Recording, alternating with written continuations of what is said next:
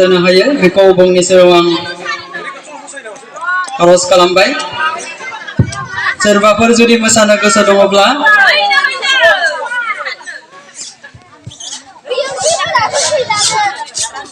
गासै रायजो नोंथांमोननिसिम मोनसे खावलायहरनाय जा गेवलां मेलनि हाबाफारिया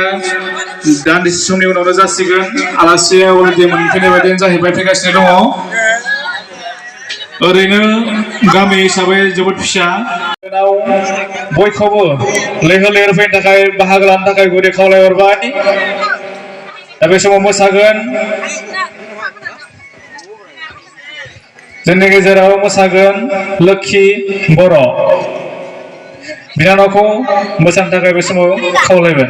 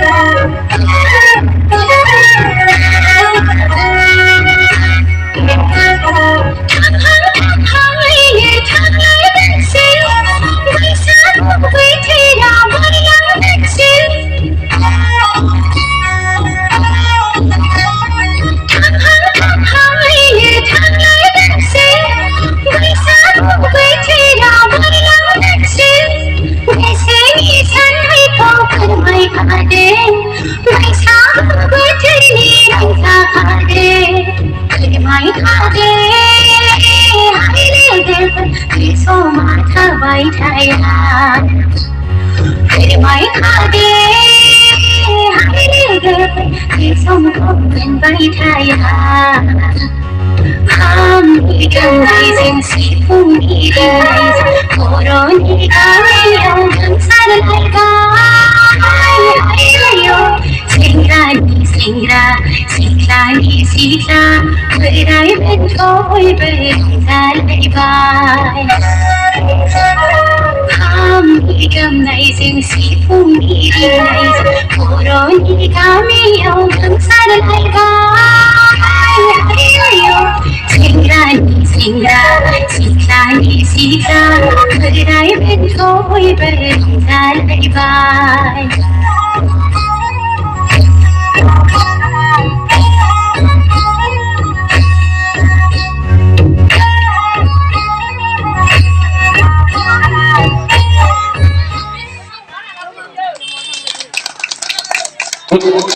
जोबोद जोबोद साबायखर जासिबाय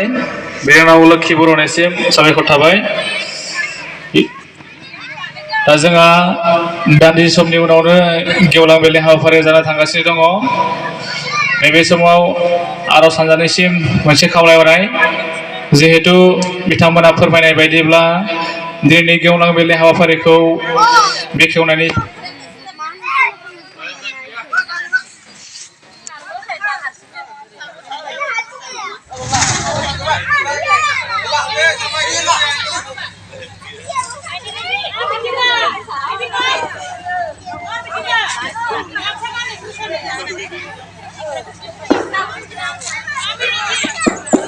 Halo,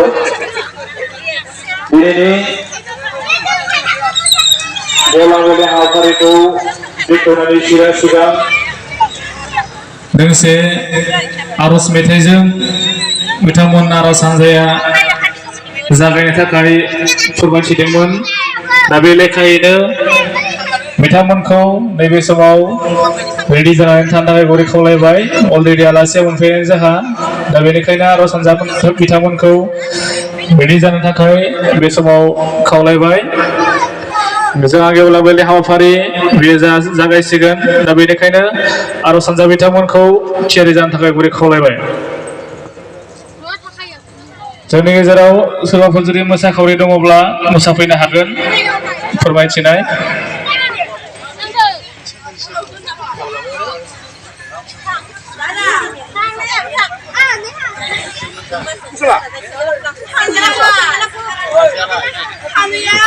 बर' लोगोसे रिया बसुमतारियाबो मोसागोन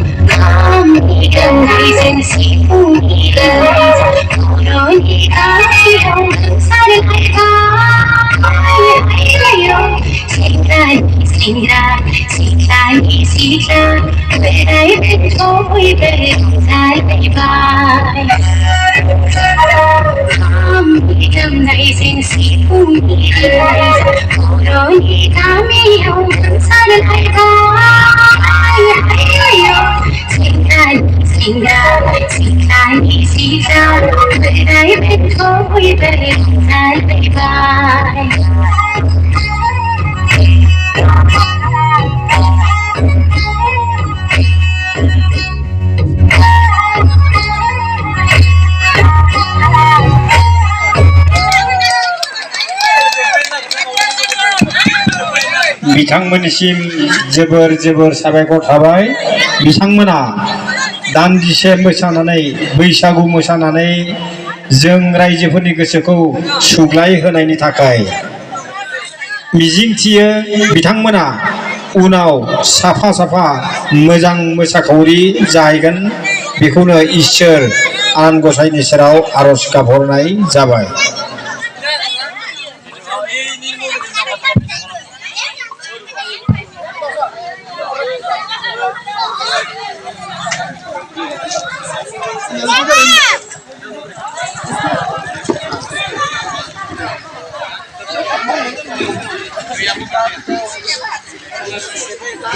दान्दिसे समनि उनावनो जोंना गेवलां मेल बे हाबाफारिया जानो थांगासिनो दं। जोंहा हांख्राय जानाय गासैबो आलासि नोंथांमोना बे समाव नुजाथिफैबाय जोंनि बेनिखायनो साफ्रोमबो खोनासंगिरि रायजो राजा नोंथांमोनखौ दसे सम सिरिबाङै गावबा गावनि मासिखौ बे समाव लानो थाखाय गुरै खावलायबाय।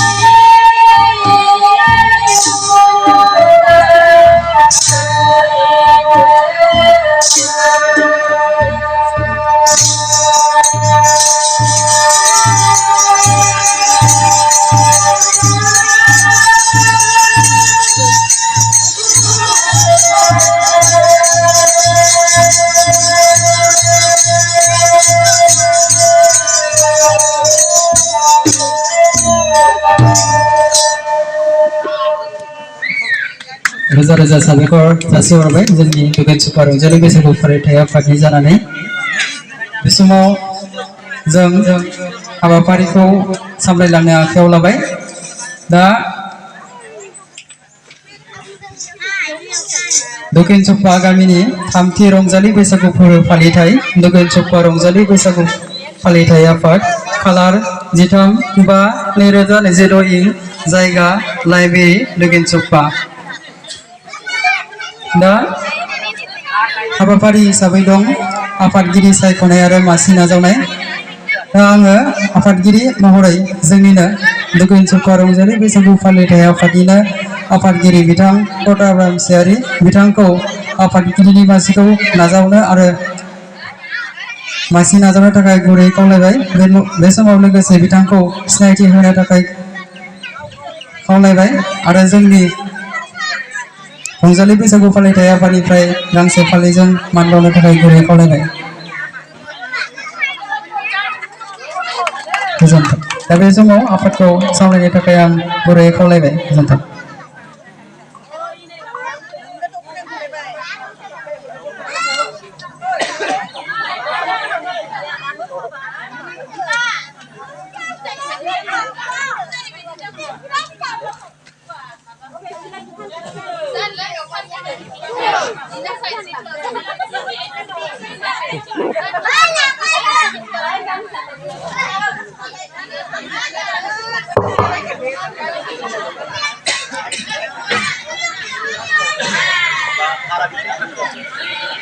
दुगेन सुपा रंजालि बैसागो फालिथाय आफादनि बानजायनायाव सानसेनि मेहेरगोनां हाबाफारिजों खुंफुंनाय नैबे समाव गेवलां मेलनि हाबाफारि दा जोङो फालिथाय आफाद हिसाबै बे बाराव थामथि रंजालि बैसागु फोरबो फालिथाय बे हाबाफारिया हयथ' जागासिनो दङ बे समाव गेवलां मेलनि हाबाफारि दा बेयाव गेवलां मेलनि हाबाफारियाव हांख्रायनाय बायदियै बाहागो लाफैनाय मानगोनां बेखेवगिरि आलासि नोंथां बाहागो लानो हानाय गाहाय आलासि महरै हांख्रायनाय लेखा सार जेब्रा खुंगुर उजिर मानगोनां सार बिथां बाहागो लानो हानाय हांख्रायजानाय माननि आलासि बिथांमोन आरो बाहागो लानो हानाय जोंनि फालिथाय आफादनि मानगोनां बोसोरगिरि जोंनि फालिथाय आफादनि लोगो आफादगिरि बिथांमोन जोंनि फालिथाय आफादनि गाहाय नेहाथारिजों लोगोसे मावथि लोगो नोंथांमोन आरो बाहागो लानो हानाय जोंनि गामिनि मानगोनां आफादगिरि नेहाथारिजों लोगोसे गासै रायजो नोंथांमोन आइजो आफादनि मानगोनां आफादगिरि नेहाथारि नोंथांमोन आर'ज हान्जानि मानगोनां दैदेनगिरि नोंथांमोन गासै रायजो नोंथांमोन आरो आंगोनिबो आंगो अनजालु अनजालि फरायसा नोंथांमोन गिबि गिबियावनो बे समाव बयखौबो आफादनि जानानै बे समाव बरायनानै लाबाय लोगोसेयावनो दुगेन सुपा रंजालि बैसागो फोरबो फालिथाय आफादनि जानानै नैबे समाव बैसोआव देरसिनफोरनिसिम खुलुमनाय आरो उन्दैफोरनिसिम अननाय बे समाव बयनिसिमबो बावहरबाय दा हाबाफारि बायदियै दिनैनि आफादखौ गेवलां मेलनि हाबाफारिखौ सामलायनो खावलायनाय लेखा नोंथांमोन गासैनिबो हेफाजाबनि गेजेरजों सामलायलांनो हागोनखौ आं बे समाव आसा खालामबाय आरो दिनैनि आफादगिरिनि जामासि बेखौ आङो बे समाव आजावनानै लाबाय हाबाफारि बायदियै जोंनि बर' हारिनि थाखाय जायफोर गेदेमा बिथांमोना मुंख्लं जालांबाय आरो जोंनि गामिनि थाखाय जायफोर बिथांमोना खामानि मावनानै रुंसारि जालांबाय बिथांमोननि सोरगोआरि गोजोन जिउमानि थाखाय बे समाव जोङो बयबो आर'ज खालामगोन दा बेनि थाखाय मानगोनां हांख्रायजानाय आलासि बिथांमोनजों लोगोसे जोंनि गामिनि गासै रायजो नोंथांमोनखौ दान्दिसे सम सिखारनानै गसंनो थाखाय गुरै खावलायबाय आर'जआव बाहागो लानो थाखाय खावलायबाय आरो आर'जनि हाबाफारिया जागायबाय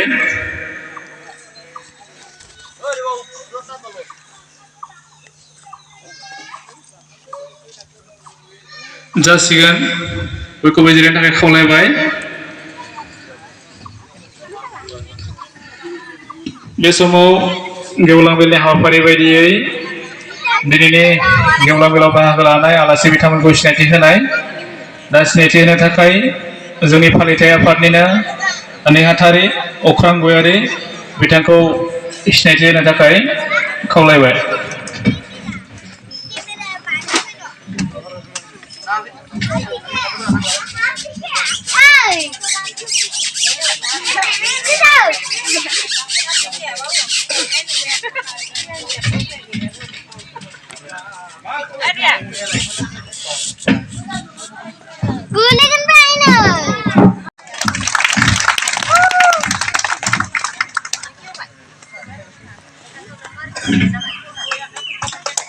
साबायखर थाबाय बिथांनिसिम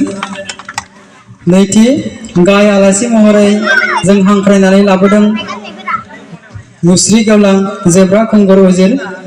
आखान्थि फोरोंगिरि बरबरि नेहुरु जौसिन फरायसालि बिथाङाबो दान्दिसे सम गसंनानै गावनि सिनायथि होनायजों लोगोसे जोंनि बानजाय आफादनिफ्राय गांसे आर'नाइजों मान बावनो थाखाय गुरै खावलायनाय थाबाय गोजोन्थों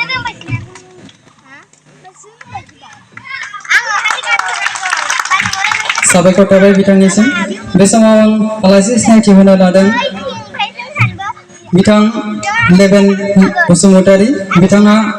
बरबरि दख'रा दुलाराय बर' फरायसा आफादनि हारिमु नेहाथारि बिथांखौबो दान्दिसे सम गसंनानै जोंनि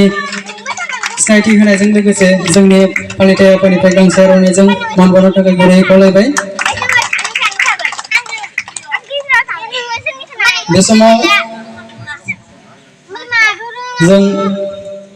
माननि आलासि महरै सिनायथि होनो लादों मुस्रि गेवलां बादल बसुमतारी बिथाङा जोंनि दक्षिण सुपा गामिनि बोसोनगिरि बिथांखौबो दान्दिसे सम गसंनानै गावनि सिनायथि होनायजों लोगोसे जोंनि बानजाय आफादनिफ्राय गांसे फालिजों मान बावनो थाखाय गुरैयै खावलायबाय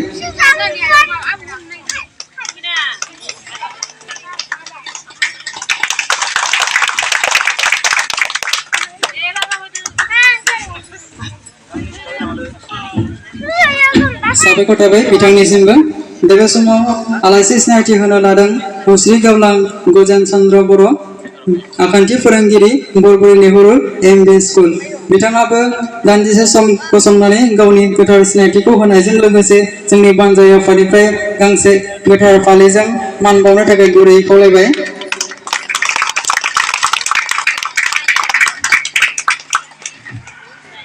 दा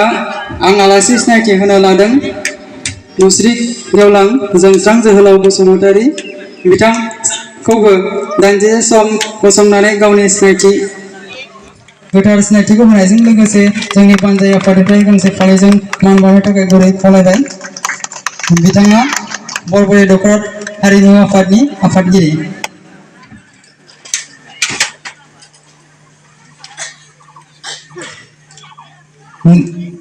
नेक्स्टआव आं आलासि सिनायथि होनो लादों गणेश्वर उजिर बिथांखौबो दान्दिसे सम सिखांनानै गावनि गोथार सिनायथि होनायजों लोगोसे जोंनि बानजाय आफादनिफ्राय गांसे गोथार फालिजों मान बावनो थाखाय गुरै खावलायबाय बिथाङा दक्षिण सुपा गामिनि बारग' नेहाथारि बारग' आफादगिरि दा आलासि सिनायथि होनाय हाबाफारिया बेखिनियावनो जोब्बाय उननि समाव जों जुदि फैबावोब्ला बिथांमोनखौ सिनायथि होनो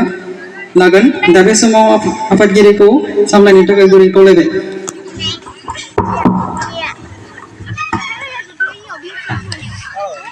जोंहा दिनैनि गेवलां मेलनि हाबाफारियाव बाहागो लानाय आलासि बिथांमोनखौ सिनायथि होनाय हाबाफारिया जोबनानै थांबाय दा बे समाव हाबाफारि बायदियै बेखेवगिरिनि आलासिनि बिबुंथि बे समाव हांख्रायजानाय मानगोनां बेखेवगिरि आलासि बरबरि दख'रा दुलाराय बर' फरायसा आफादनि आफादगिरि मानगोनां निर्मल सरगियारि बिथांखौ गावनि बिबुंथिखौ लाखिनो थाखाय गुरै खावलायनाय थाबाय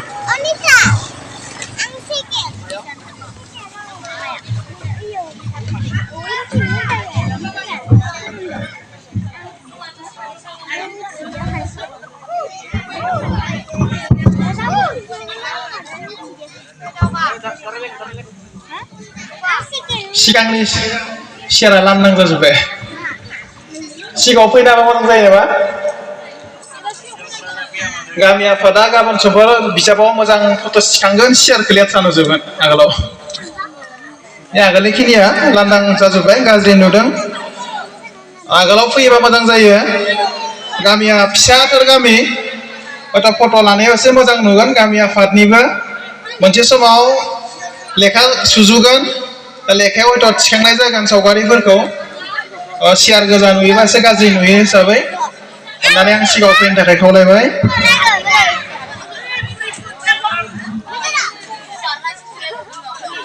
दक्षिण सुपा गामि आफादाव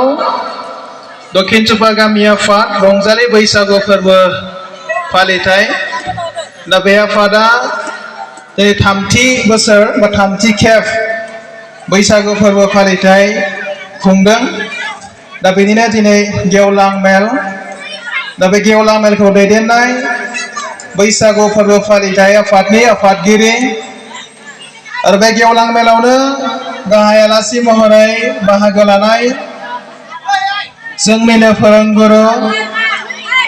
आथिखाल बरबरिनि गोजौसिन फरायसालिनि आखान्थि फोरोंगिरि लोगोसे बाक्सा जिल्ला बर' थुनलाइ आफादनिबो लोगो आफादगिरि सार जेब्राखुंगुर रुजिर आरो बे गामि आफादनिफ्रायनो बाहागो लानाय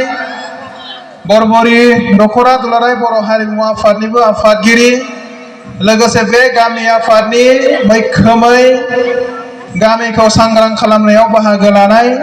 मानगोनां बिथां जोंस्रां जोहोलाव बसुमतारी बे गामि आफादनिनो बोसोनगिरि बिथांमोन गामि आफादखौ दैदेननाय मोजाङै सामलायलांनो बोसोन होनाय अरायबो बोसोन होबाय थानाय बे गामि आफादनिनो मानगोनां बोसोनगिरि बिथांमोन आंजों बाहागो लाफानो हानाय बरबरि दख'रा दुलाराय बर' फरायसा आफादनि हारिमु नेहाथारि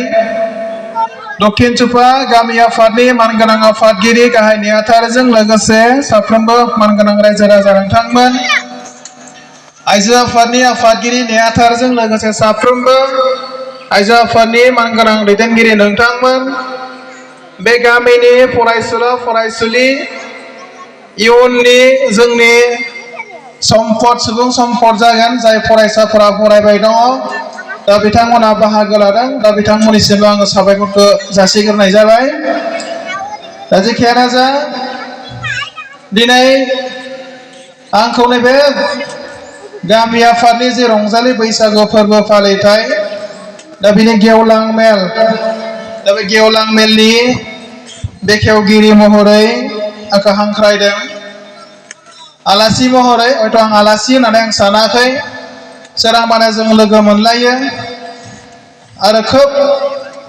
बेखेवनायजों लोगोसे मानगोनां रायजो राजा नोंथांमोननो आङो मोजां माबा मोनसे बोसोन होगोन बा फोरोंगोन आं बिदिबो नङा दा बाथ्राया जाहैबाय जोङो दिनै जोंनि ओनसोलाव जोंनि समाजाव बा जोंनि नैबे थासारियाव जोङो मा अबस्थायाव जोङो दोङो जोंनि बर' फरायसाफोरनि जोंनि बर' लाइमोनफोरनि थासारि जोंनि समाजनि थासारि बे थासारिफोरखौ जोङो बेरायनानै जा मोनदों जिखौ बुजिदों दिनै मा अबस्थायाव दङ दा बेफोरखौ नुनायखौ जोङो दिनै एसे सांग्रांथि खालामनो होननानै आङो फंनैसो बाथ्राखौल' बुंगोन खोब गेदेर गेदेर बाथ्रा बुंनाय नङा दा जेखियानो जा दक्षिण सुपा गामि आफादाव नैबे बैसागो फोरबो फालिनायजों लोगोसे जि मोनसे मोजां हाबाफारि बे हाबाफारिखौ लादों जानो हागौ दिनै नैबे गामि आफादनिफ्राय मेट्रिक आनजादाव आरो हायार सेकेन्डारियाव पास जानाय फरायसा बिथांमोनखौ बरायफागोन थुलुंगायारि मान बान्था बावगोन दा बे हाबाफारियाबो जोंनि ओनसोलाव बा जोंनि समाजाव जोंनि फरायसाफोरनि थाखाय गोनांथार दिनैनि समाव आं बे बाथ्राखौ फोरमायथिबाय आरो बे हाबाफारिखौ लानायनि थाखाय गामि आफादनिसिम आरो बैसागो फोरबो फालिथाय आफादनिसिमबो आङो बे समाव बरबरि दख'रा एबसुनि जानानै आङो गोजोननायखौ जासिदों साबायखरखौ जासिदों दा बाथ्राया जाहैबाय दानि सारा बुंफैदों आंखौ बैसागोनि बागै एसे बुंनो आं बैसागोनि खोब बारा बाथ्रा बुंनाय नङा आरो बैसागोनि फारसे आङो खोब बांद्राय बिदिहाय स्टाडिबो खालामनाय हास्लाबासैबो बेबो नंगौ मैया फोरमायबाय आलासि हिसाबै बेखेवना हैनांगौ होननानै आङो फरायसालिनि एसे खामानि मावबाय थादों हिसाबै फरायसालियाव एसे बेस्थ' जाना थानो गोनां जादों दा जिखियानो जा आङो बैसागोनि फारसे जि मोनसे जोंनि बर'फोरनि थासारि बैसागोआव जोङो गोदोयै जिबायदि जोङो रंजायोमोन दा बे रंजानाय आरो जोंनि गेजेराव गेदेर उन्दै सनमान खालामनाय गेदेरखौ गेदेर उन्दैखौ उन्दै जोङो अननाय होनाय बे हाबाफारिखौ जोंबो जिहेथु लायो हिसाबै जोङो बे हाबाफारिखौ जोङो मैखोमै जोङो लांनो थाखाय जोङो जुजिदों आरो बेखौनो दिनै जोंनि बर' गामि आफादफोरावबो बर' गामिफोरावबो बे एखे अबस्था जोंनि गेजेराव बैसागो बोथोराव ज' रंजानायजों लोगोसे जोङो जोंनि सनमान होलायनाय मान होलायनाय बे मान होलायनायखौ जोङो लाखिनो नांगोन बैसागो बोथोराव आरो बे बैसागो बोथोरजोंनो बियो जोबनानै थांबा जानाय नङा बियो जोंनियाव अरायबो बियो गेदेर उन्दै सनमान होनाया बे अरायबो जोंनि गेजेराव थानो नांगोन आं बे बाथ्राखौल' फोरमायगोन बैसागोआ मोसौ बैसागु मानसि बैसागो बायदिसिना दङ आं माखासे बाथ्राखौ फोरमायनो लुबैयाखै जोङो माखासेया मोनबोखानाय मोनथिखानाय हिसाबै आङो बेनि फारसे गुवारै आङो बेखेवनांगौ होननानै आङो सानाखै दा बेनिखायनो आं थोंजोङैनो जिहेतु बैसागो बोथोरजों लोब्बा लानानैब्लाबो आङो मोननैसो बाथ्रा जोङो समाजजों सोलोंथाइजों बाथ्रा थानाय आङो मोननैसोल' बाथ्रा बुंनानै आङो आंनि मेलखौ बेखेवनो नागिरदों गिबियाव मोननैसो बाथ्राखौ बुंग्रोनो सानबाय दिनै सोलोंथाइखौ लानानैनो जों दुलाराय बर' फरायसा आफाद हिसाबै जों सोलोंथाइनि फारसेनो बांसिनै जोङो खामानि मावदों हिसाबै जोंनि गुदि फरायसालिफोराव दासिमबो बर' बिजोंनि लेखाया सफैजोबाखै मास मोननै जानोसै क्लास जानाया दासिमबो लेखाया सफैयाखै दा बेनि फारसे जोङो हाबा मावबाय थादों लेखाया जाहाथे थाबैनो सफैयो माखासे सफैबाय दाबो जिअ'ग्राफि आरो हिस्ट्रि बे लेखा गांनैया दासिमबो सफैयाखै आसामनि सोलोंथाइ बिफाननि मन्थ्रि जुनावसो मोनगोन होननानै दाख्लै फोसावदों दा बिनि सिगांनो मोननायनि थाखाय जोङो हाबा मावबाय थादों बे बाथ्राखौ आङो फोरमायथिबाय दा बाथ्राया जाबाय दिनै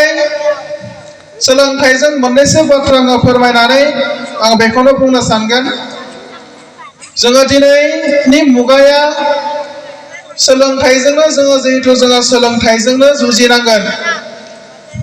आरो बे सोलोंथाइ लानाया दिनै ओरैबायदि जाफैबाय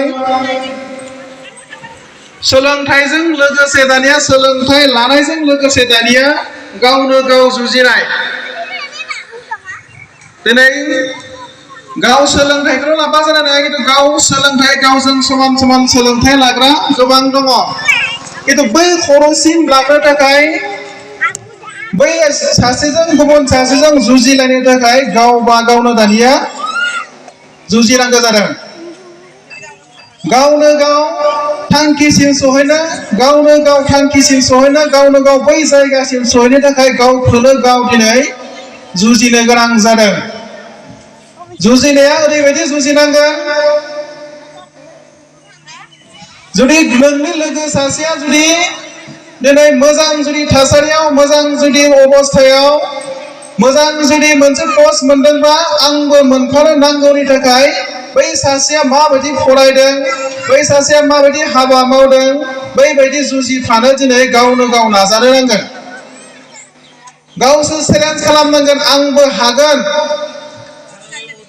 आंबो बै सासे फरायसा बायदि जाय फार्स्ट डिभिजन मोनदों दिनै आसामाव फार्स्ट टपार मोनदों सेथि मासि आवग्रिनो हादों आंबो बिसोरजों जुजिफानो हानाय आंहाबो गोहो दङ होननानै बै गोहोखौ लानानै दिनै गावनो गाव जुजिनायनिसो दिनै सम थासारिया ओरैबायदि सहैबाय दिनै नोंखौ रावबो नायग्रा गैया जुजिनांगोना गावनो गाव दा जोंनि फरायसाफोरा दिनै जेसेबां फरायनो नाजादों जेसेबां फोरोंनो नाजादों जोंनि समाजा जेसेबां सांग्रांथि खालामदों जोंनि फरायसाफोरा दिनै एसे गोजान जोङो जायगानिफ्राय समाजनिफ्राय एरायखेनाय माखासे जोङो लाइमोनफोरखौ जोङो दिनै नुयो मोनसे बाथ्राखौ बुंनांगोन जोबोद दुखुनांथाव बाथ्रा दाख्लैयो बाक्सा जिल्ला एबसुनि बाक्सानि गेजेराव मेट्रिकआव हाई सेकेन्डारियाव जाय फरायसाफोरा जौसिन मासि लानानै 10 जन 10थि मासि आवग्रिनो हानाय जोङो फरायसाफोरखौ लानानै बाक्सा जिल्लानि सिङाव थानाय बे फरायसाफोरखौ जोङो बरबरुन नेहरू जौसिन फरायसालियाव जोङो बरायफैबाय। दा जोंनि लुबैनाया बेमोन बरबरि ओनसोलनि जोंनि फरायसाफोरखौ जोंनि फरायसाफोराबो बरबरि ओनसोलनि फरायसाफोराबो बैफोरबायदि बरायजाग्रा फरायसाफोरनि थुलुंगा मोननानै जाहाथे जोंनि फरायसाफोरा इयुनाव मोजां फरायो थांखिया बेनोमोन। प्रिन्सिपाल साराबो बुंदोंमोन देग्लाय रिजाल्टआ जोंनिया बर' मिडियामा मोजां नङा बरबरुन नेहरू जौसिन फरायसालिनिया। बरबरुन नेहरू जौसिन फरायसालि हिसाबै जों बर' फरायसा देग्लाय जोङो मेट्रिकआव फार्स्ट डिभिजन जोङो मोनाखिसै जोबोद दुखुनांथाव बाथ्रा। 60 प्लास दंमोन खोमा सार न मेट्रिक लिरग्राफोरा नेहरूआव। माखासे बर' फरायसाफोरनि गेजेरावबो जोङो देग्लाय सासेबो जोङो नेहरूनिफ्राय जोङो फार्स्ट डिभिजन जोङो देग्लाय मोनाखिसै। आरो दुखुनांथाव बाथ्रा बुंनांगोन बरबरि आनसलिकआव देग्लाय मेट्रिकआव फार्स्ट डिभिजन मोननाय फरायसाफोर मात्र 8 जनल' 8 जनल' देग्लाय जोंनि बरबरि आनसलिकआव मेट्रिकआव सेथि थाखोआव उथ्रिसारनो हानाय फरायसा। थांनाय बोसोरफोराव जोङो 15 जन 18 जनालागै मोनबाय देग्लाय जोंनाव खमायफैबाय। थासारिया बबेजों थांनो जों मिन्थिया। बयबो नाजालायदों बिमा बिफाया नाजालायदों फोरोंगिरिफोरा नाजादों खिन्थु जोंनि फरायसाफोरा फरायदोंना फरायाखै? जोंनि फरायसाफोरा मेट्रिक लिरनो गोनां फरायसाफोरखौ गोजां बोथोराव जोंबो लोगो हमो जोबोर गुसु बोथोर अब्लाबो जोङो न' थांनानै लोगो हमो हरनि 8टा 9टायालागै लोगो हमो सोरखौबा हरनि 9टायावबो लोगो मोना। जाय फरायसाया मेट्रिक लिरगोन जाय फरायसाया मोजां आनजाद लिरनांगौ बेबायदि फरायसाखौ जों न'आवनो लोगो मोना। बिमा बिफाखौ सोङो फरायसाया बबाव थांदों मोनथिया होननानै बुङो। दा सासे मेट्रिक लिरग्रा सासे बिमा बिफाया जुदि गावनि गथ'आ परीक्षा खाथियाव आनजाद खाथियावबो जुदि न'आव थायाबा आरो बेखौ नागिराब्ला बै फरायसानि अबस्थाया मा जागोन? दा बेयो जाबाय जोंनि थासारि। दा बे थासारिखौ जोङो जेरैखि जाया जोङो समाधान खालामनो नांगोन आरो बे समाधान खालामनो नांगौब्ला जोङो साफ्रोमबो थाखोनि जोंनि समाजा बेखौ मोजाङै जोथोन लाथारनो गोनां दङ दिनै। दा गुबुन फरायसाफोरा गुबुन जुदि हारिनि मानसिफोरा गुबुन हारिनि फरायसाफोरा जुदि फरायनो हायोबा जों मानो हाया? जोंहाबो मेलेम दङ जोंहाबो जुजिनो हानाय गोहो दङ नाथाय जोंनि फरायसाफोरा फरायाखै नामा? मानोबा गारनानै दोनदों नामा? ना जोङो हयथ' जों मोजां फोरोंनो हायाखै मोजां गियान होनो हायाखै नामा? ना फरायसाखौ जोङो मोजां बुजायनो हायाखै नामा? ना जोङो गावनि गथ'खौ मोजाङै जोङो टेबोलाव जिरायहोनायनि थाखाय फरायहोनांगौनि थाखाय जोङो मोजां बोसोन होनो हायाखै नामा? दा बे माखासे सोंलुफोरा सम सम जोंनियावबो सोंखांनो नांगोन। गावबो बिमा बिफा हिसाबै गावबो एसे सिन्था खालामनो नांगोन। दा बाथ्राया बियो दाख्लै बरायनाय हाबाफारिया लाबाय माखासे बर' फरायसाफोर दङ नायोबा बरबरुन नेहरू जौसिन फरायसालियाव बर' गथ'फोरा 200नि खाथियाव दोङो 200नि खाथियाव दोङो बरबरुन नेहरू जौसिन फरायसालियाव जोंनि बर' फरायसाफोरा। दाख्लै मिथिङा लाबाय जोङो सानदोंमोन एसे बरायनायफोरखौ नुयोबा एसे मोजां जागोन एसे मोजां खोनासंगोन। हौवासा गथ'जों सासेबो बाहागो लानो हायाखिसै। क्लास 10आव फरायनाय 9आव फरायनाय 8आव फरायनाय हाई सेकेन्डारि 11आव फरायनाय दङ सासेबो हौवासा गथ'फोर जोङो मिथिङाव बाहागो लानो हायाखिसै। हौवासाफोरा बाहागो लायाखिसैनो जि सानैसो हिनजावसाफोर बाहागो लाबाय बिसोरबो दान्दिसे समनि उनाव थांनो आथुर मानो आथुर आलासिया बिबुंथि होस्लाबनायाव बयबो थांबाय। दा जोंनि फरायसाफोरा बियो जाय फरायसाफोरनि थाखाय जोङो बोसोन होनो थाखाय जोङो मोजां मोजां आलासि लाना फैबाय। नैबे दक्षिण सुपा गामिनिनो बरमायाव थांनाय बरमायाव थाहैनाय बयबो सिनायलायो जोङो डक्टर लासित बसुमतारीखौ जों लाना फैबाय। फरायसाफोरजों मोजां मोनसे सोमोन्दो दङ फरायसाफोरनि थाखाय मोजां मोनसे बोसोन होनो हायो। दा बिदि होनना जों आलासिखौ लानानै फैबाय नाथाय गैया जोंनि फरायसाफोरा खोनासङा। थानो खोन्थायो थाया दा जोंनि फरायसाफोरनि अबस्थाया बियो दा नांगौ बायदियै फरायनांगौनि नामाव फरायदों स्कुलाव थांनांगौनि नामाव स्कुलाव थांदों दिनै जोंनि फरायसाफोरनि अबस्थाया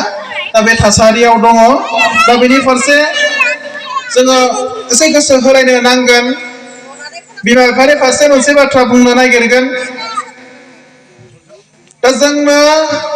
सोलोंथाइखौ जोङो बयबो नांगौ होननानै जोंनि गावनि बिमा बिफाफोरा उन्दै समाव जेब्लासिम गावनि गथ'आ गाव हारसिङै फरायसालियाव थांनो हाया बै समसिमहालागै ओरैबायदि मोजाङै जोथोन लागोन स्कुलाव दोनहैगोन फुङाव जाहोगोन लोंहोगोन मोजाङै फरायसालियाव दोनहैगोन थिगानो दङ बेखिनि समहालागै बेखौ मानिबाय जोथोन लानांगौ जोङो थिगानो दङ जेब्ला गाव फरायसाया गाव हारसिङै फरायसालियाव थांनो हानाय जाबाय बै सानखालिनिफ्राय बिमा बिफाया एसे उदां जायो जोंनिया दे बांसिन जोङो दिनै बिमा बिफाखौ जोङो जोंनि नैबे थासारिजों जों बेखौ नुदों जेब्ला फरायसाया हारसिं फरायसालियाव थांबाय साइकेला गंसे बायनानै होबाय स्कुलाव थांदोंना बहा थांदों दिनै खिन्थु जोङो नागिरनानै मोना मोनसे बाथ्राखौ फोरमायखागोन जोंनि सात्र दंखायो बरबरि नेहरू जौसिन फरायसालियाव दिनै जाय फरायबाय दोङो जाय फरायसाया जन्था मुजा गानलाङाखै इउनिफर्म गानलाङाखै बै फरायसाखौ दिनै गेटनिफ्राय दिहुननानै हरो बेनिफ्राय जुदि सोरबा फरायसाफोर दंबा नेहुरुआव फरायनाय इउनिफर्मा जुदि थांजोबा जन्थानिफ्राय लानानै गस्लानिफ्राय लानानै जुदि इउनिफर्म गानलाङा बरबरि नेहरू जौसिन फरायसालिया थाखोआव हाबनो होआ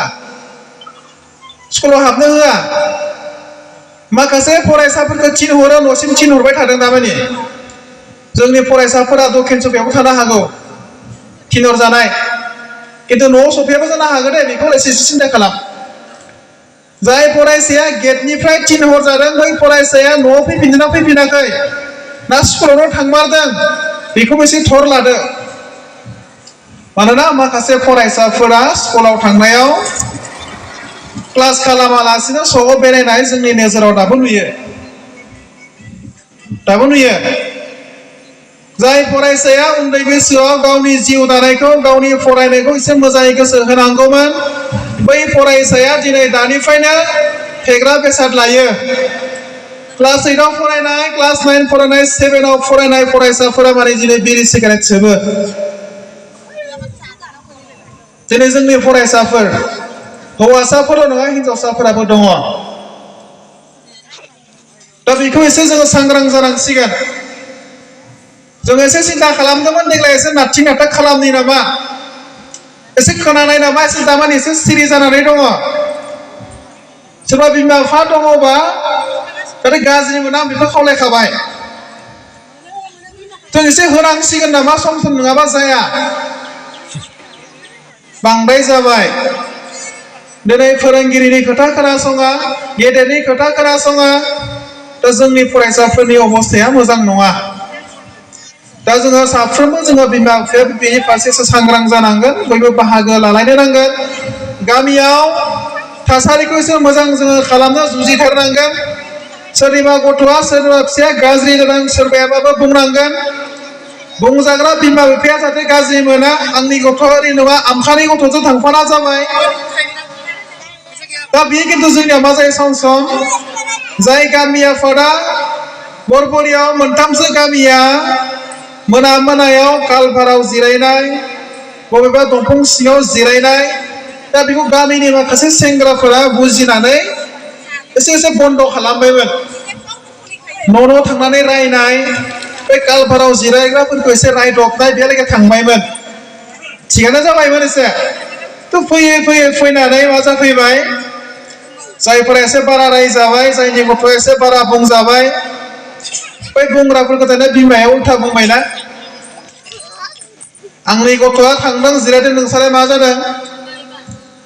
दा बै बाथ्रा फंसेया खिन्थु मा जायो गावनि गथ'जोंल' नङा बै समाजाबो गाज्रि जाफायो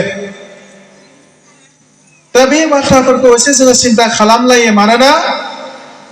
फोथाराव जोङो आबादखौ जेसेबां जोथोन लागोन बेनिख्रुइ जोङो बांसिन गावनि गथ' गथायखौ जोथोन लायो खिन्थु बे गथ' गथायजों जोथोन लानायखौ जुदि लामा ससेयाव जुदि जों आद्रा जायोबा लामा ससेयाव जुदि जों धंस जायोबा गावनि बिमा बिफाया जोङो मा सानो दा फोथाराव आबादा माइ मावनानै जेब्ला माइआ आबादा मोजां जाया माइआ ओंखारनो रोङा अब्ला जों जेसेबां दुखु मोनो गथ'आव जों बांसिन दुखु मोननांगोन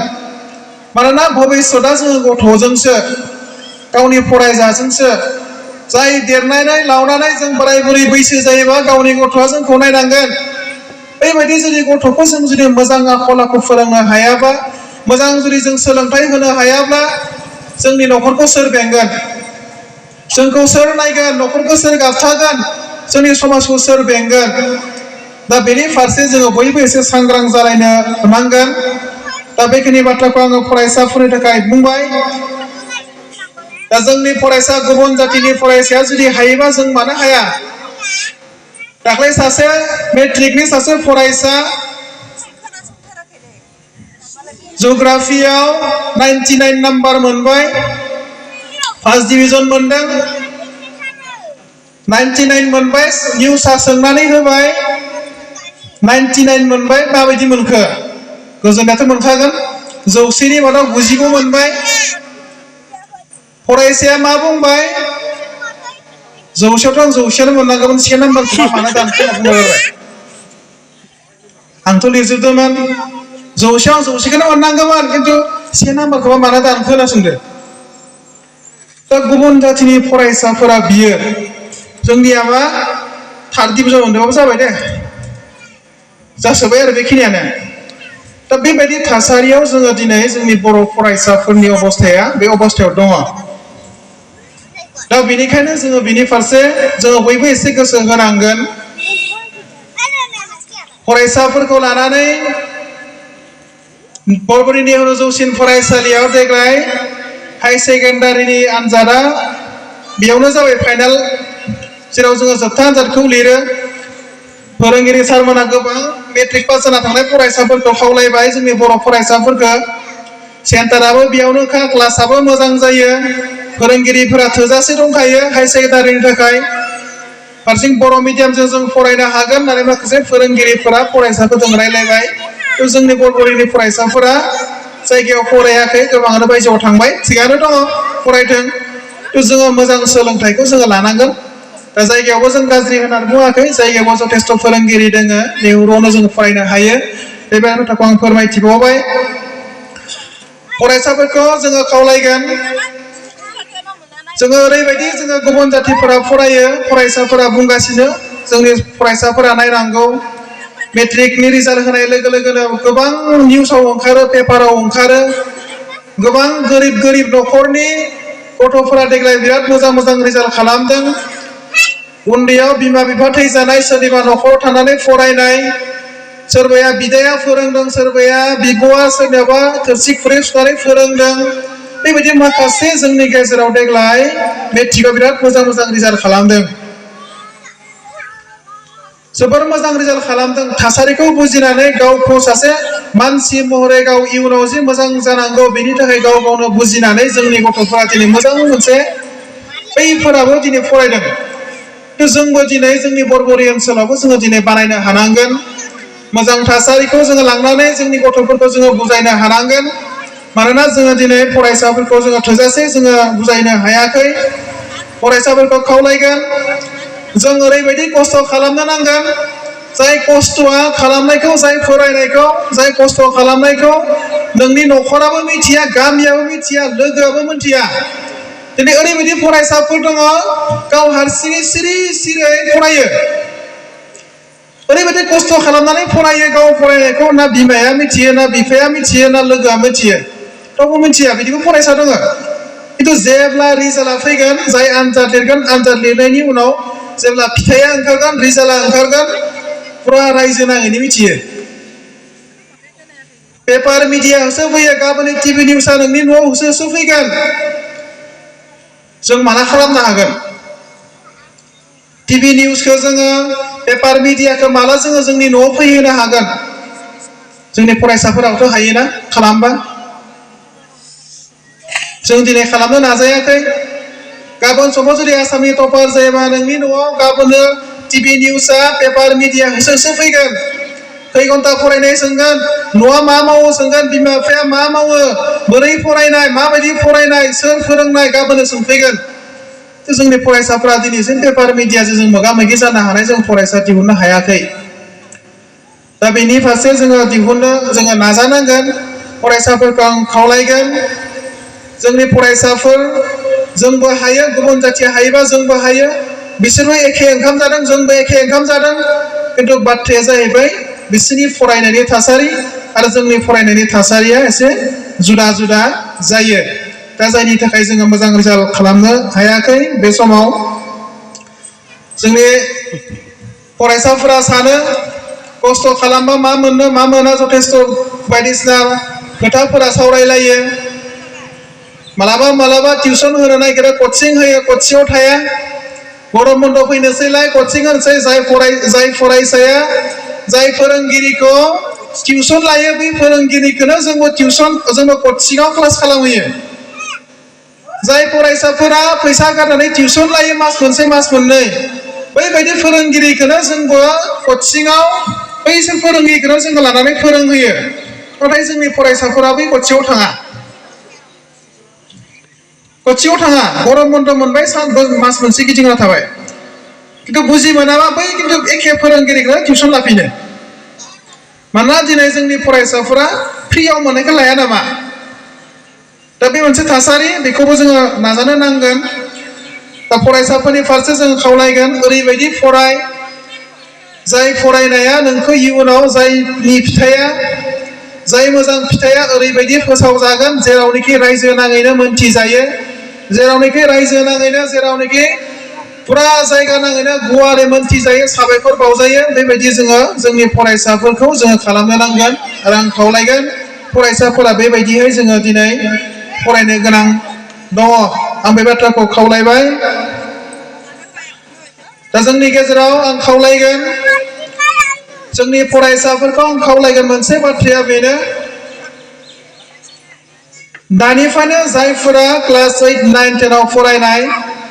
जाय फरायसाफोरा दानिफ्राय फेग्रा बेसाद लादों फेग्रा मुवा लादों ड्राग्स जादों सोरबा बिरि सोबदों सिगारेट सोबदों जियानो जा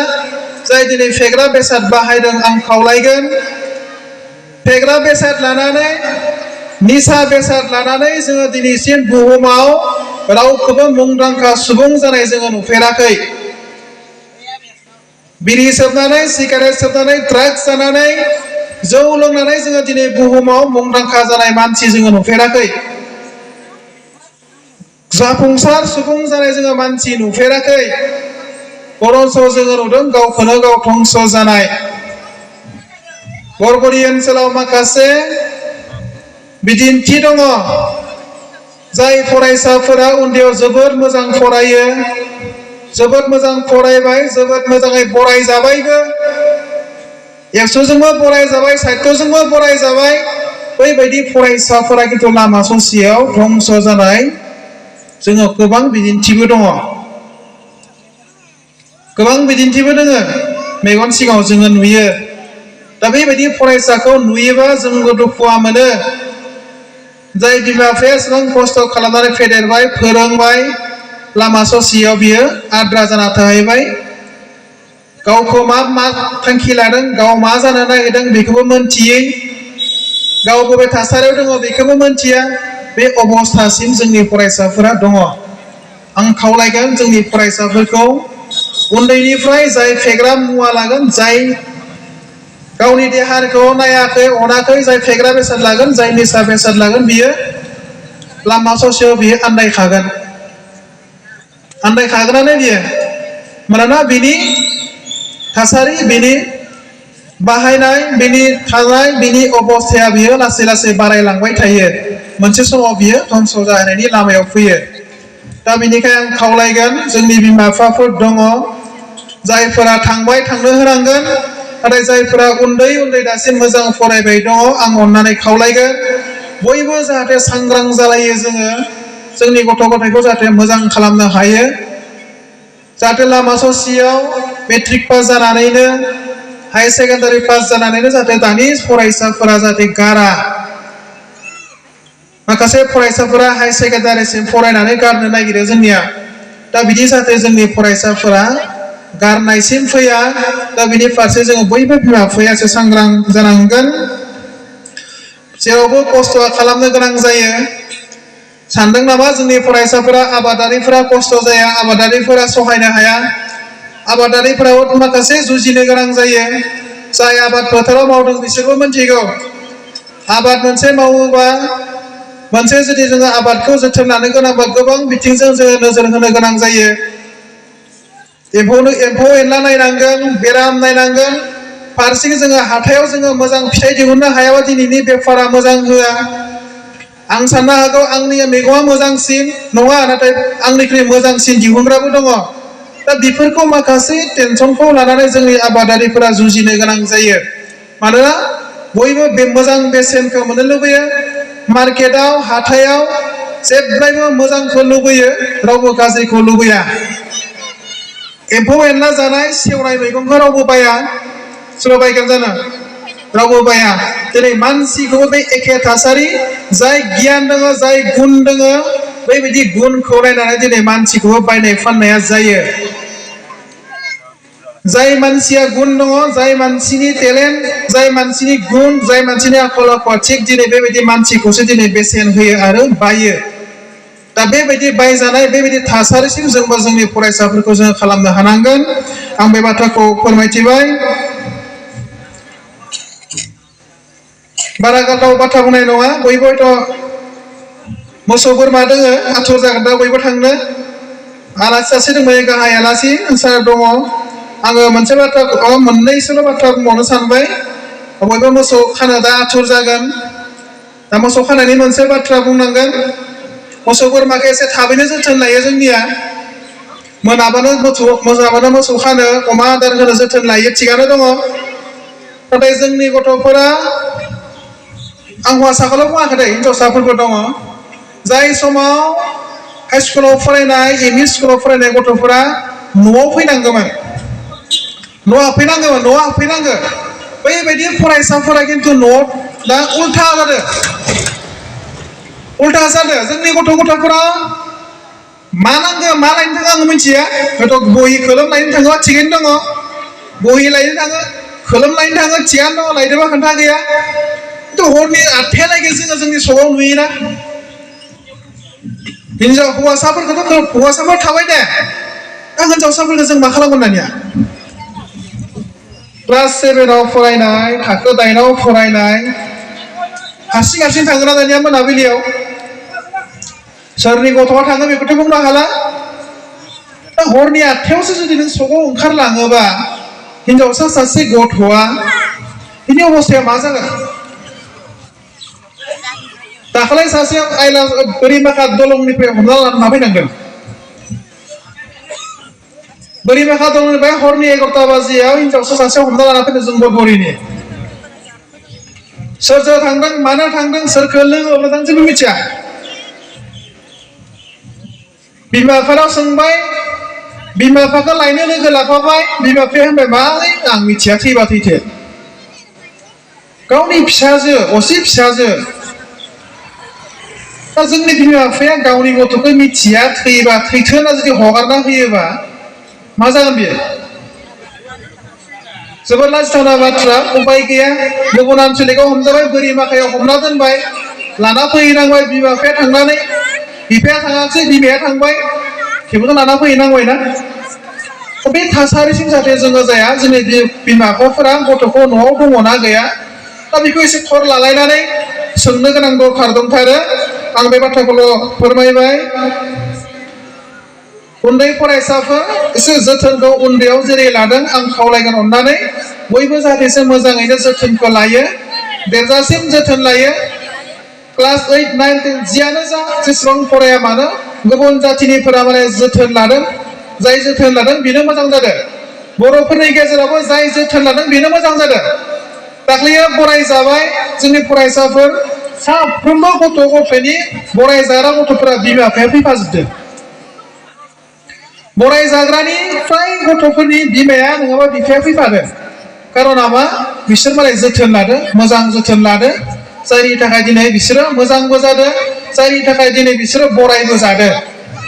दा जोंबो बै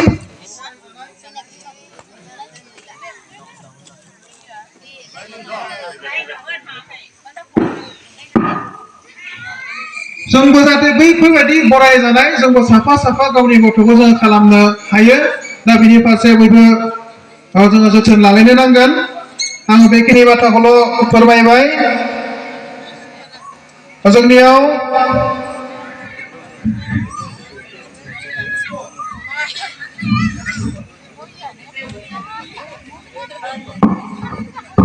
दा जेखियानो जा आङो मोनाबाय हिसाबै बेखिनि सोलोंथाइनि बाथ्रा फारसे आं बेखिनिखौल' बुंबाय दिनै जायफोर फरायसाफोरा बरायजागोन साइटेसन गांसे होगोन बर'यै आर'नाइ होगोन थुलुंगायारि मान बान्था लागोन मोनसे मोनसे साननो नाङा जाय फरायसाफोरा दिनै बरायजागोन गांसे आर'नाइ बायनाबो लानो हायो गांसे साइटेसनखौ गावबो बानायना लानो हायो नाथाय बाथ्राया बिदि नङा बेखौ आंबो बानायना लानो हायो आंबो बायना लानो हायो नाथाय बेखौ थुलुंगानि मोनसे बान्था जाय थुलुंगाखौ सोरबाया लुबैब्लाबो मोना जाय थुलुंगाखौ जाय आर'नाइखौ सोरबाया रायजोनिफ्राय मोननो लुबैयोबाबो सोरबाया सोरनिबाफ्राय मोननो लुबैयोबाबो बेखौ मोना बेखौ गावनि हाबा हुखा मावनायजोंसो मोनो दा बेखिनि बाथ्राखौ फोरमायबाय फैगोन बोसोराव दक्षिण सुबा गामि आफादाव मोनथिना मोनदों 7 जन मेट्रिकआव लिरगोन फैगोन बोसोराव जेरै जाय फरायसाफोरा थाखो 10आव फरायबाय दङ अननानै आं खावलायगोन दिनैनिफ्राय दानिफ्राय एसे मोजां फरायखा क्लासआ डिसेम्बरावनो हयथ' जोबगोन मास मोनब्रै थांखाबाय मेयाबो खावसे थांफ्रामबाय बारा गोबाव सम गैलिया जाय फरायसाफोरा मेट्रिक लिरगोन क्लास 10नि फरायसाफोर क्लासआ जागोन डिसेम्बरसिम मथा-मथि डिसेम्बराव जोबफ्रामो एग्जाम जोबनायनि उनाव हयथ' मास मोनसेसो एसे कर्सफोरा बाराबा जानुवारि दानसेखौ हयथ' फोरोंनो हायो दा बिनि उनाव फेब्रुवारियाव आनजाद जायो जायखौ जोङो हिसाब खालामनानै नायोबा 8 मासनिफ्राय 9 मास 8निफ्राय 9 मास जोङो दिनै जोंनि फरायसाफोर मेट्रिकआव जाय फरायसाफोर दङ आं खावलायगोन साफ्रोमबो फरायसाफोरा मोजाङै फरायनायजों लोगोसे गावखौ सासे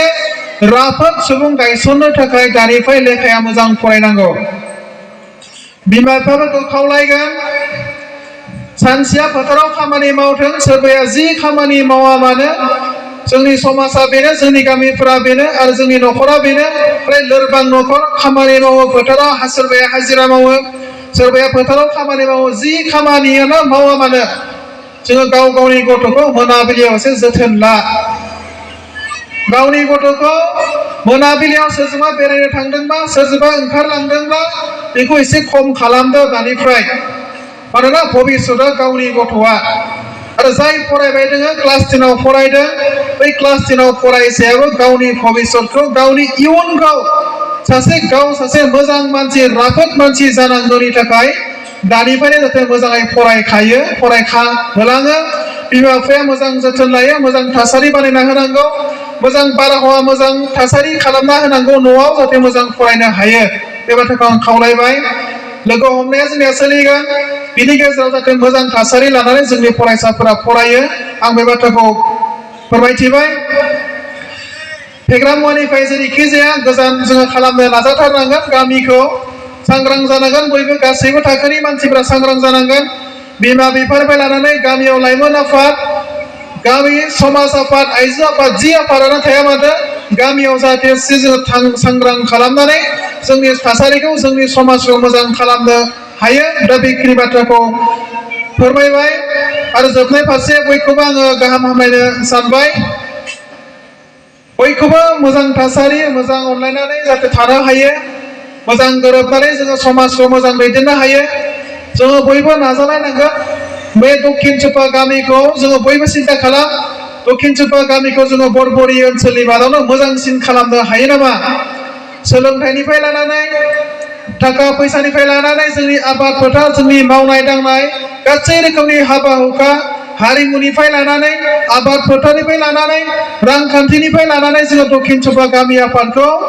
बरबरि ओनसोलनि मादावनो मोजांसिन खालामनो हायो नामा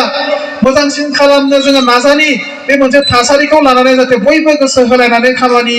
मावो दा बे बाथ्राखौ खावलायबाय बयनिसिमबो फिन खेबसेबाव गासैनिसिमबो आं आलासि नङा आं जाय बाथ्राखौ मोनदांबाय बेखिनि बाथ्राखौल' आङो फोरमायथिबाय थासारिखौ जोङो नुदों जोंनि फरायसाफोरखौ लोगो मोनदों जोंनि फरायसाफोरखौ लोगो हमना थांनायाव बायदिसिना थासारि मोनदों बेफोर थासारिफोरखौनो जों सौग्रावदों बे सौग्रावनाय बाथ्राफोरखौल' आङो फोरमायथिबाय मानोना जोङो फरायसाफोरखौ लोगो हमनायाव गोबां फरायसाफोरा बे अबस्थायाव दङ माखासेया 1 घन्टाबो फराया माखासेया मेट्रिकआव फार्स्ट डिभिजन मोननो बेसेबां नाम्बार नांगौ बेखौबो मिन्थिया बेबायदि फरायसा दङ जोंनि गेजेराव दा बेफोरबायदि बाथ्राफोरखौल' जोङो फोरमायबाय फिन खेबसेबाव बे गामि आफादनि नैबे रंजालि फोरबो आफादनि आफादगिरि नेहाथारि बिथांमोना आंखौ दान्दिसे सम लेंहरनानै नैबे हाबाफारियाव बाहागो लाहोनायनि थाखाय आङो बे समाव साबायखरखौ जासिबाय दक्षिण गामि आफादनि साफ्रोमबो मानगोनां रायजो राजा नोंथांमोननिसिम बयनिसिमबो गाहाम हामलायनायखौ जासिबाय फरायसा बाहागो लादों माखासे फरायसाफोरा इयुनाव जाहाथे मोजां सासे फरायसा जानो हाथों सुबुं दोहोन जानो हाथों गावखौ जिउआव इयुनाव मोजां राफोद सासे सांग्रां मानसि सासे सुबुं सम्पद दानो हाथों दा बेखौ इसोरनि सेराव आरज खालामबाय बयनिसिमबो बिदा फंबाय बिब' बिनानाव गासिबो जाहाथे अनलायनानै इयुनाव मोजां आलो गोजोनै जाहाथे संसार जालांनो हायो दा बेखौ इसोरनि सेराव आरज खालामनानै आंनि बुंनायखौ एसेयावनो फोजोबबाय लोगोसे बेजोंनो दिनैनि जि गेवलां मेल बे गेवलां मेलखौ बेखेवनानै होबाय होनना फोसावबाय गोजोन्थों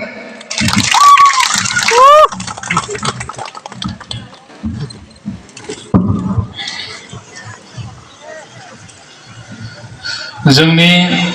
हांख्रायहरनाय लेखा अपुर्बि दख'ना दुलाराय बर' फरायसा आफादनि मानगोनां आफादगिरि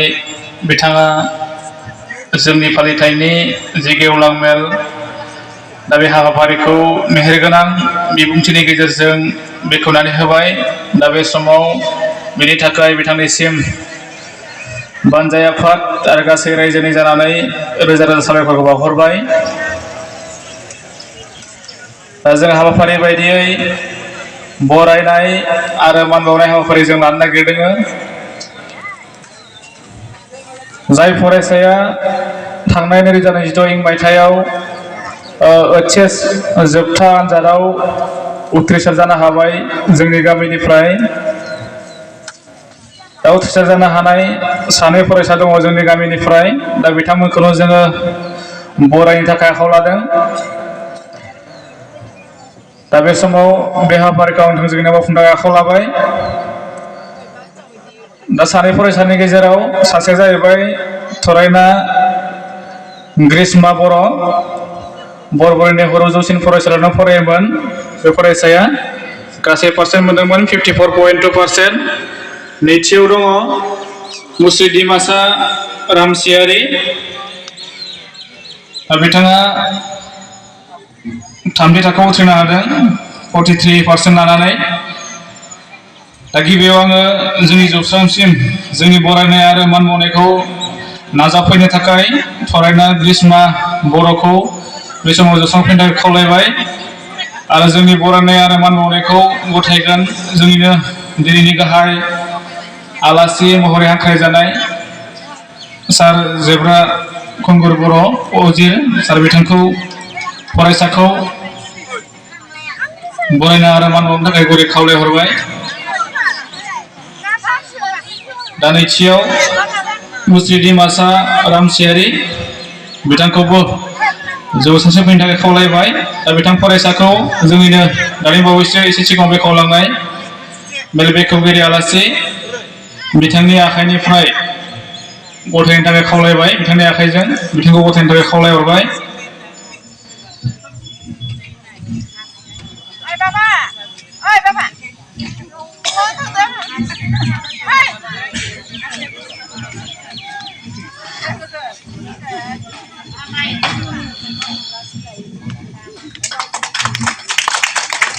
दा जोंनि बरायनायखौ नाजाफैनो थाखाय बे समाव साबायखर थाबाय दा जोङो खोब बेबायदि जोङो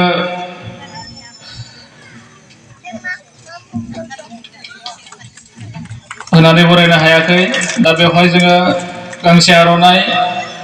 आरो गांसे नटबुक मोनसे कलमजों जोङो फरायसाखौ बरायनाय आरो मावनाय जादों दा बेखौ नाजाफैनायनि थाखाय साबायखर थाबाय नैथियाव दिमासा रामसियारिखौ नाजाफैनो थाखाय खावलायहरबाय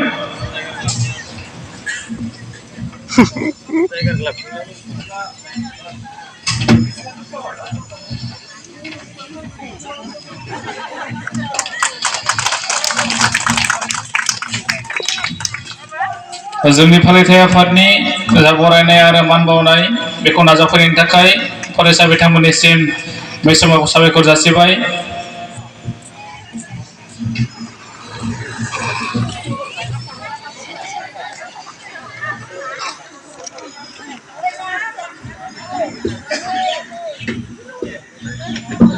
दा बरायनाय आरो मान बावनाय हाबाफारि बेखिनियानो।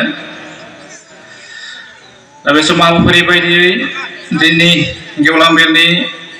गाहाय आलासिनि बिबुंथि। दा बे समाव जोंनि हांख्रायजानाय गाहाय आलासि सार जेब्रा खुंगुर वजिर सार बिथांखौ गावनि गाहाय आलासिनि बिबुंथिखौ लाखिनो थाखाय बे समाव गुरै खावलायहरबाय। बिथाङा आमाय आमाय होननानै गाबज्रिबाय थायोमोन आरो मान होयोमोन, मान लायोमोन। नाथाय बिथाङा आंनिख्रुइ बैसोआव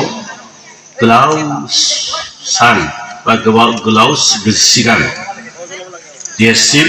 आरो बिथाङा आं फरायबाय थाब्ला साख्रिखौ मावबायमोन। थेवबो जे बेबायदि सुबुङा आंखौ उन्दैब्लाबो सोमोन्दोआव गेदेर जानायखाय आमाय होननानै खालामा, मेंनायबो फैया, बानायबो फैया, फिसाखौल' मोजां खालामनांगौ होननानै बेबायदि दुखु जारला सैनायखौ बिनि थाखाय फिसानिफ्राय खालि लुबैयो आंनि फिसाया मोजां जाथों, आं फिसानिफ्राय बिनि फैसाखौ लाफिनजोबगोन बेबायदि नङा। फिसानिफ्राय आङो बिनि आदाय खालामना लागोन, बियो आंनो खरसखौ उनाव साख्रि मोनबा होजोबनांगौ बेबायदि रावबो बुङा। ओंखायनो फिसाफोर, फरायसाफोर गावनि बिफाखौ मान होनांगौ, गावनि बिमाखौ मान होनांगौ, सनमान होनानै आफाया माबोरै फरायहोदों, आफाया माबोरै जाहोदों, माबोरै गानहोदों जोमहोदों बेबायदि खोथाखौ सानोब्ला नों गावनो गियानि जानांगोन। फरायनांगौ नोंसो, नंगौ, माथाया नोंनिसो,